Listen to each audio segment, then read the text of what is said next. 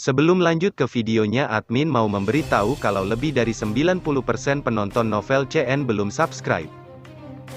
Untuk itu bagi yang belum subscribe mohon dukungannya untuk klik tombol subscribe dan nyalakan tombol notifikasinya agar admin makin semangat upload video.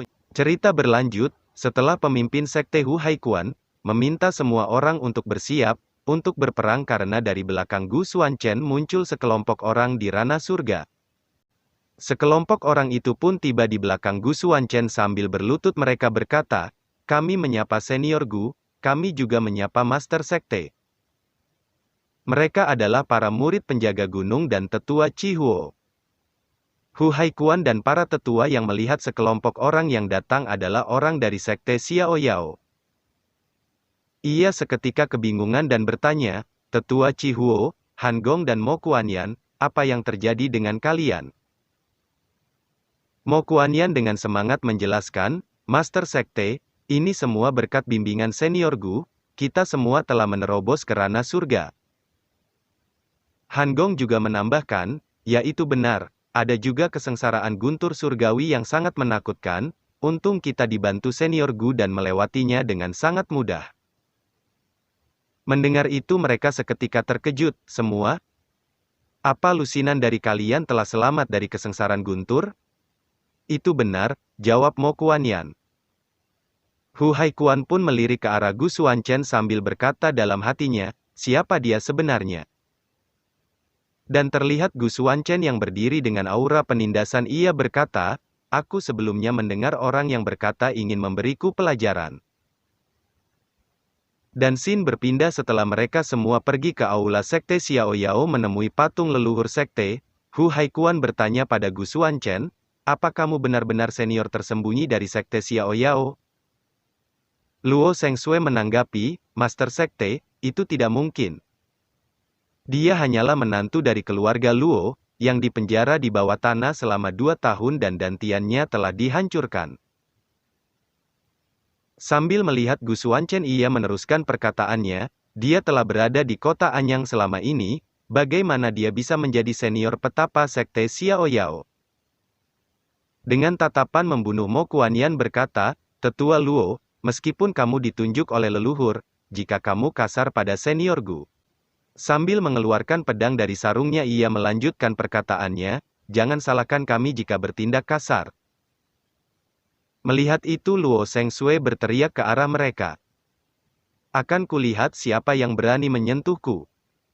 Lalu ia melihat Master Sekte dan berkata, "Master Sekte, baru saja Gu Xuanchen menjelaskan bahwa dia ingin menyelinap menyerangku. Jika kamu tidak segera mengeksekusinya, aku akan bilang pada leluhur, lalu kau akan diminta pertanggungjawaban olehnya. Bagaimana kau menjelaskannya?" Mendengar itu Gu Xuanchen berkata, "Maksudmu kau bisa berkomunikasi dengan Xiao Yao dengan bebas? Kalau begitu tunjukkan padaku, yang terhebat ini ingin melihatnya." Mendengar Gu Xuanchen memanggil leluhur sekte dengan namanya secara langsung, Hu Haikuan pun berteriak, "Sombong, di aula utama, nama leluhur itu tabu, jadi bagaimana bisa kau seenaknya memanggil nama leluhur?" Ia berpikir, leluhur sudah tidak berkomunikasi selama 100 tahun, dan akhirnya bicara dan menunjuk Luo Shengshui.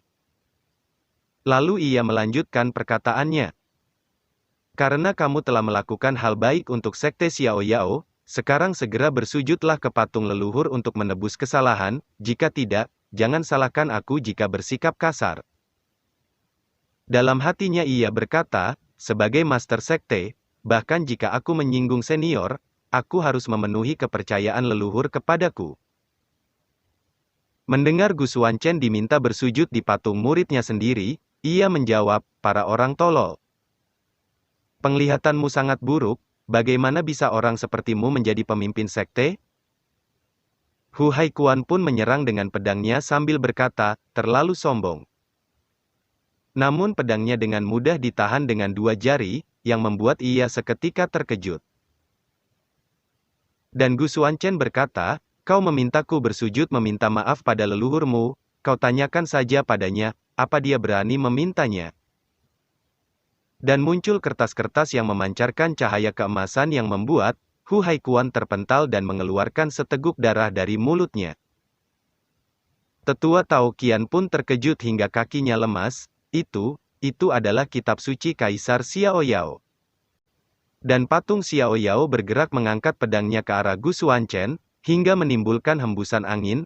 Mo Kuanyan berkata, "Lihat, itu patung leluhur sedang bergerak." Melihat itu Luo Sengsue tertawa dengan wajah bengis. Ia berkata, "Gu Xuanchen sudah selesai. Kamu baru saja tidak menghormati leluhur, dan sekarang dia bergerak untuk membunuhmu." Namun yang terjadi selanjutnya, pedang itu menancap di depan Gu Xuanchen, dan patung itu berlutut dan berkata, "Murid yang lebih muda Xiao Yao bersujud kepada Master." Melihat itu mereka semua seketika terkejut. Apa leluhur memanggilnya Master? Sambil duduk di depan patung Xiao Yao, Gu Xuanchen berkata, "Aku bertanya lagi, bisakah aku bersujud untuk meminta maaf? Apa dia sanggup menanggungnya?"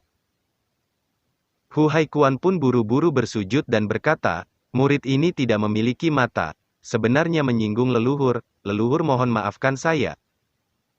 Dalam hatinya ia berkata, "Orang di depanku ini sebenarnya adalah leluhur yang legendaris." Naga itu menunjukkan kepalanya tetapi bukan ekornya. Aku mendengar dia terbunuh saat melewati guntur kesengsaraan, tetapi yang sebenarnya ia masih hidup. Luo Sengsue pun terduduk lemas dalam hatinya. Ia berkata, "Tidak, ini sama sekali tidak mungkin." Patung Xiao Yao berkata, "Master, murid ini tidak kompeten. Aku tidak dapat menemukanmu selama ratusan tahun. Aku juga salah menilai bahwa kamu berada di wilayah suci."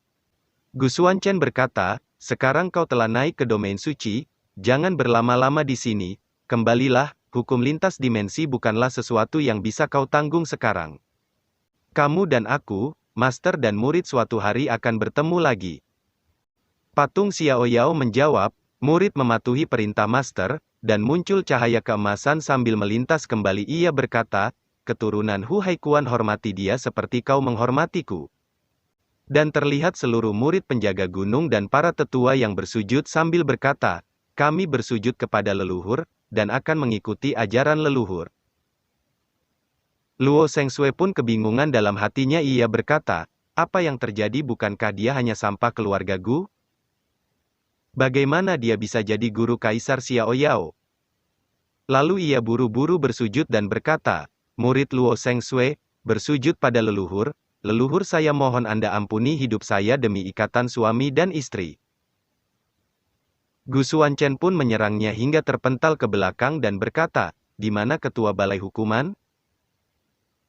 Chen Xiao menjawab, "Saya dari aula hukum menyapa leluhur." Gu Xuanchen memerintahkannya untuk menghukum Luo Sengsue, hapus kultivasinya dan penjara dia selama 5 tahun, lalu buang dia dari sekte Xiao Yao. Luo Sengsue pun mengancamnya, "Gu Xuanchen, kamu berani memperlakukanku seperti ini, keluarga Luoku tidak akan pernah membiarkanmu pergi." Mendengar ancaman Luo Sengsue, Gu Xuanchen seketika tertawa, "Keluarga Luo?" Lalu ia mendekatinya dan berkata, "Aku lupa memberitahumu, seluruh keluarga Luo yang terdiri dari 107 orang, dibunuh olehku, tinggal kamu seorang. Katakan, bagaimana cara mereka tidak membiarkanku pergi?" Sambil menangis Luo Sengsue berteriak, "Kamu iblis, bunuh saja aku dengan satu pedang." Gu Xuanchen membalas, "Membunuhmu? Bagaimana bisa begitu mudah?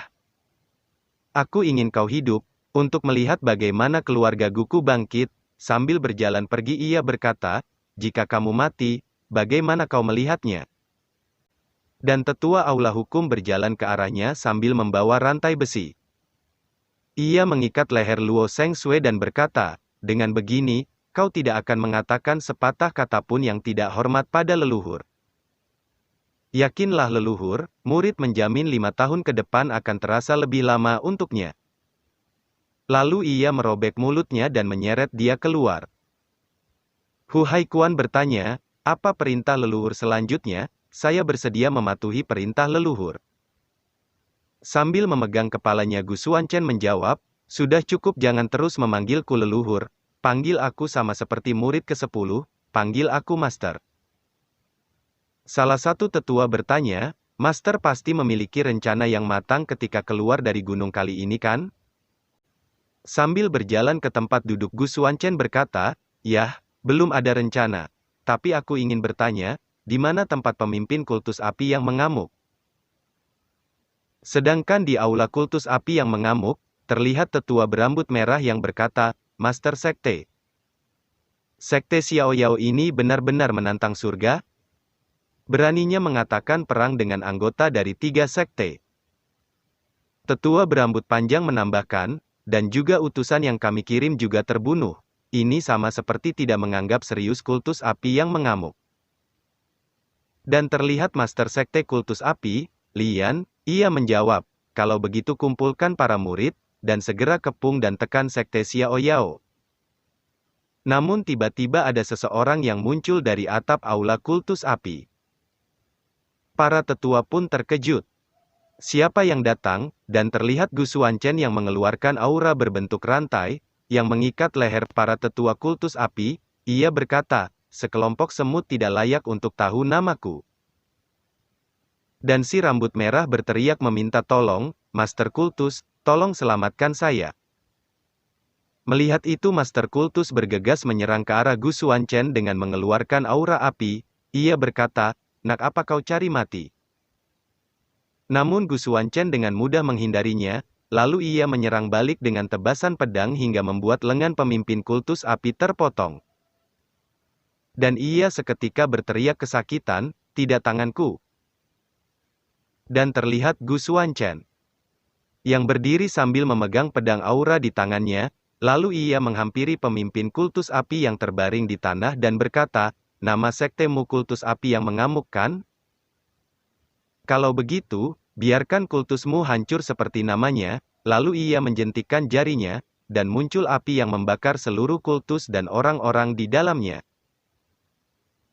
Mo Kuanyan yang melihat dari jauh, ia berkata, "Master Sekte, apa ini benar-benar nyata? Kultus api yang mengamuk, yang menekan kita selama ratusan tahun dihancurkan dalam semalam?" Dengan penuh semangat Hu Haikuan berkata, "Tenang, ikuti Master mulai sekarang.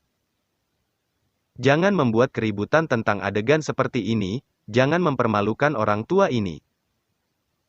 Mereka semua pun melihat ke arahnya dengan ekspresi heran.